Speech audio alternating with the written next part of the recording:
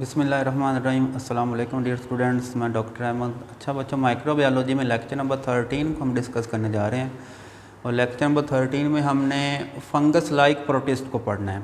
तो ये भी प्रोटिस्ट का एक ग्रुप है, ठीक है, जिसको कहते हैं फंगस लाइक प्रोटिस्ट। जिस तरह प्रोटोजोन होते हैं इनको हम एनिमल लाइक प्रोटिस्ट कहते हैं, अलजी को हम प्लांट लाइक प्रोटिस्ट कहते हैं। लेकिन एक प्रोटिस्ट फंजाई से मिलते जुलते होते हैं, तो ये फंजाई नहीं है बल्कि फंजाई से मिलने वाले प्रोटिस्ट हैं, फंजाई से मिलते जुलते प्रोटिस्ट हैं।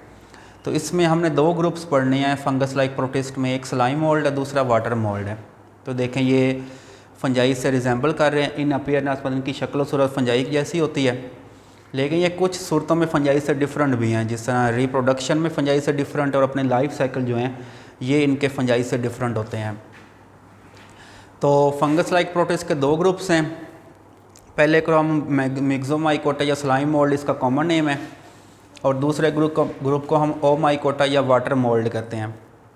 तो फर्स्ट हम बात करते हैं मिक्सोमाइकोटा की, जिसका कॉमन नेम स्लाइम मोल्ड है। अच्छा, मिक्सोमाइकोटा की जो फीडिंग स्टेज होती है ना, मतलब ये वाला जो ऑर्गेनिज़म है, ठीक है, इसको हम कहते हैं प्लाज्मोडियम। तो प्लाज्मोडियम मिक्सोमाइकोटा की फीडिंग स्टेज है जिसमें जस्ट इसने खाना है। और ये किसको खाता है? आप कह सकते हैं छोटे जो बैक्टीरिया होते हैं उनको खाता है, और ये वाले जो आप कह सकते हैं लकड़ी होती है या उनको डिकम्पोज करके ये उसको भी खा रहा है। लेकिन अगर हम मिक्सोमाइकोटा में रिप्रोडक्शन की बात करें तो इसका ना एक मैंने लाइफ साइकिल ड्रा किया है।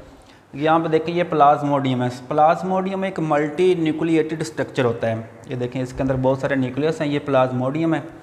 तो जब प्लाज्मोडियम में रिप्रोडक्शन स्टार्ट होती है तो इसके अंदर इस तरह छोटे छोटे स्ट्रक्चर बनते हैं। इन स्ट्रक्चर को हम स्पोरेंजिया कहते हैं। ये एक स्पोरेंजियम है, ये एक स्पोरेंजियम है।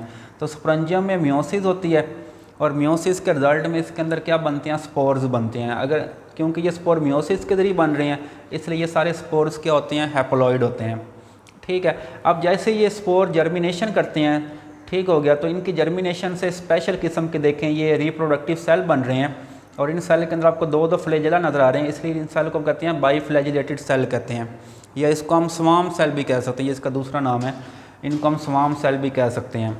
तो अब देखें ये सेल भी हैप्लॉइड है, ये सेल भी हैप्लॉइड है, यहाँ पे दोनों सेल मिल गए हैं, ठीक है।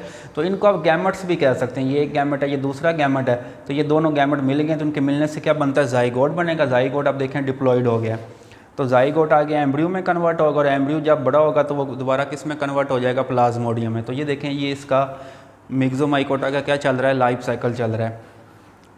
उसके बाद इसका जो दूसरा ग्रुप है जिसको हम कहते हैं ओमाइकोटा, और इसका कॉमन नेम क्या है? वाटर मोल्ड इसको हम कहते हैं।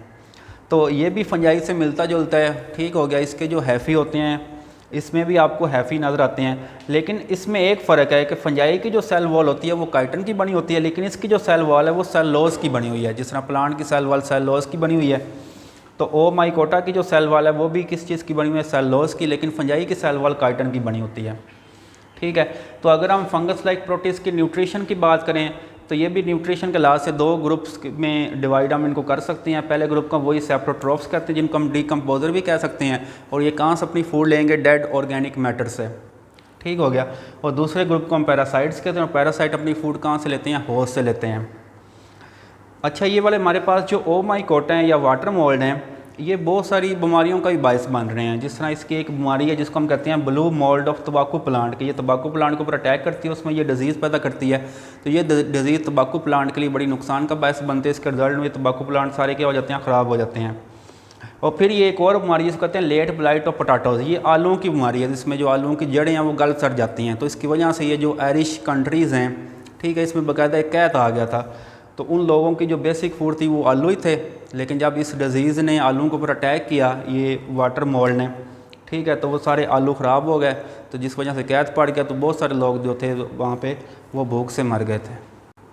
अच्छा बच्चों, ये था हमारा आज का लेक्चर। उम्मीद करता हूँ मेरा लेक्चर आपको बहुत अच्छा लगा होगा। अपनी दुआओं में याद रखिएगा। मिलते हैं नेक्स्ट लेक्चर के साथ। अल्लाह हाफिज़।